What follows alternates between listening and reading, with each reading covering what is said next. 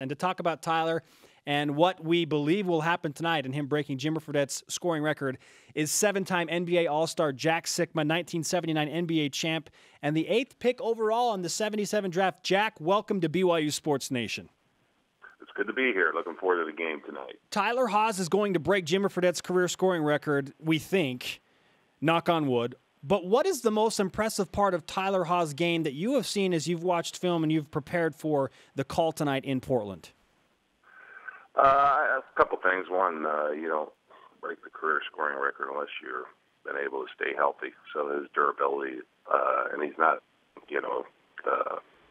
though he's very fit, he's not the biggest guy. And watching him play, he does take a pounding, but he comes back every game. So that's number one. And number two, he pull up.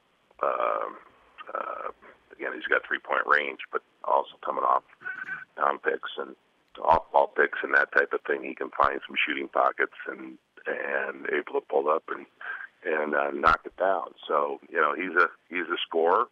He's going to take some tough shots too, but it's nice to have someone where you can kind of pencil in 20-plus points a game.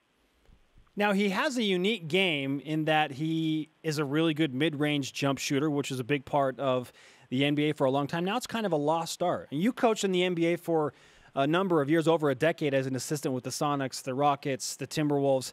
How does Tyler's game and what he hopes translate to the NBA? Well, the one thing he does in it, also, which is a key to scoring, he does draw fouls. And you're a good foul shooter, and you can mix in getting to the line. That improves your efficiency.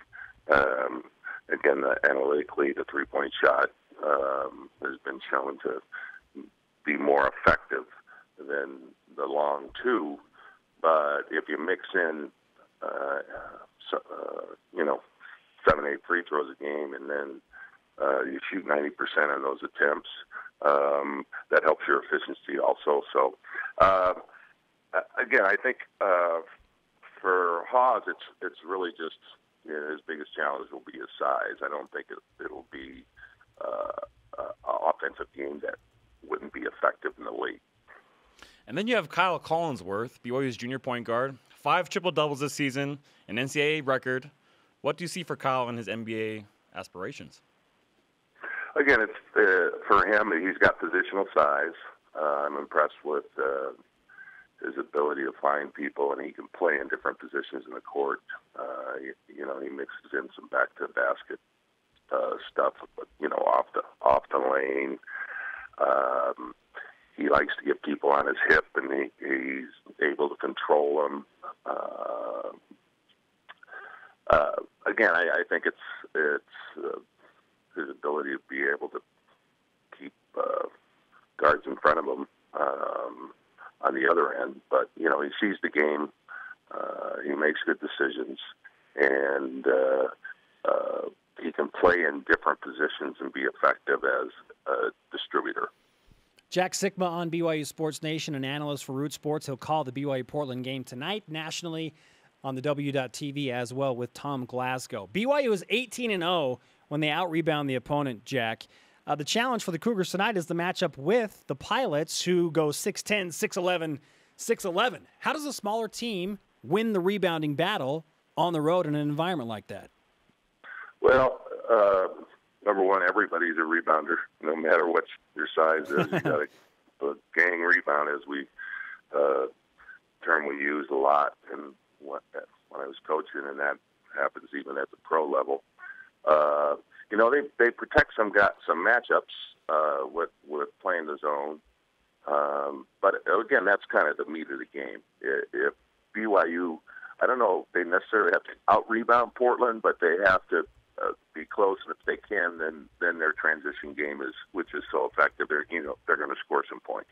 If Portland's able to really hurt them inside, where they catch the ball, pound into boards, get second opportunities, then it's going to be a long night for BYU. Your son Luke played at Portland under Coach Eric Reveno. Coach Rev, he's a big personality, one of the fan favorites for sure around the West Coast Conference and in the West for that matter. What makes him unique from strictly a coaching standpoint? I think his emphasis is on discipline. I think his emphasis is on physicality. I know they invested a lot in my son Luke as far as improving his body, getting him stronger.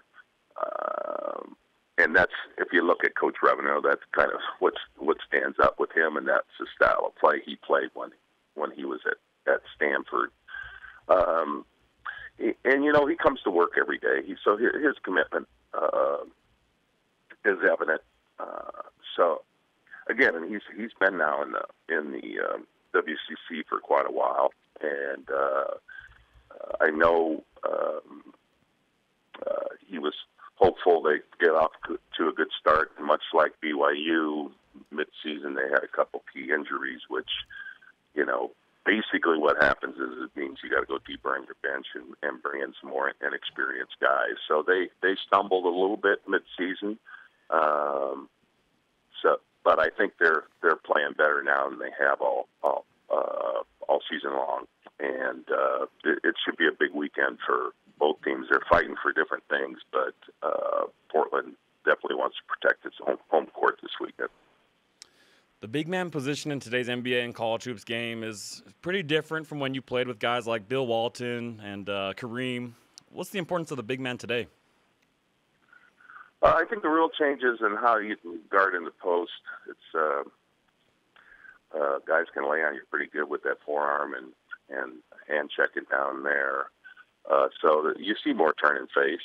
You know, that was my game. I caught the ball and turned and face all the time, so I think that would translate well. But it's just a little tougher nowadays, and I think the defense is more sophisticated. You can't get as comfortable in the post anymore as you had in the past. So you have to be able to move away from the basket a little bit and be effective there. I think defensively, again, activity is more important than power, and you know, guys like Garnett and that type of thing have been very effective with how the rules are now. Jack Sikma with us on BYU Sports Nation. He'll call the BYU Portland game on Root Sports, CSN Plus, and nationally on the W.TV with Tom Glasgow tonight. Jack, we appreciate the time. Look forward to the call, and enjoy the game courtside. Thank you, Jack. All right, thank you.